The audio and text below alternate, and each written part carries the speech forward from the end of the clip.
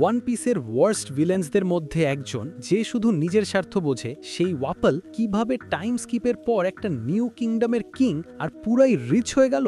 এই হলো king ওয়াপল, drum আইল্যান্ডের প্রাক্তন টাইরানিক্যাল শাসক। লোকটা এতটাই সেলফিশ আর কাওয়ার্ড যে পাইরেটস অ্যাটাক করলেই নিজের লোকদের ফেলে পালিয়ে যেত। তার মতো একটা অ্যানয়িং ক্যারেক্টার খুবই কম আছে, বাট ওর ডেভিল ফ্রুটটা বেশ মজাদার ছিল। বাকু বাকু নো মি, একে দ্য মাঞ্চ মাঞ্চ ফ্রুট।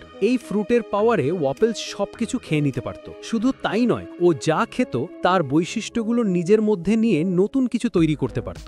মানে ও ছিল লিটারালি একটা হিউম্যান ট্র্যাশ কম্প্যাক্টর। টাইম স্কিপের পর ওয়াপেল তার এই পাওয়ারটা কাজে লাগিয়ে একটা ব্র্যান্ড নিউ মেটাল তৈরি করে, যেটা বাজারে পুরাই ভাইরাল হয়ে যায়, আর সে হয়ে ওঠে ইভিল ব্ল্যাক ড্রাম কিংডম। ভাবা যায় এত বাজে একটা ক্যারেক্টার শুধু নিজের ডেভিল ফ্রুট পাওয়ার আর চালাকি দিয়ে কিভাবে এত সাকসেসফুল হয়ে গেল। ওয়াপেলের এই আনএক্সপেক্টেড সাকসেসটা আপনাদের কাছে কেমন লাগে কমেন্টে জানান।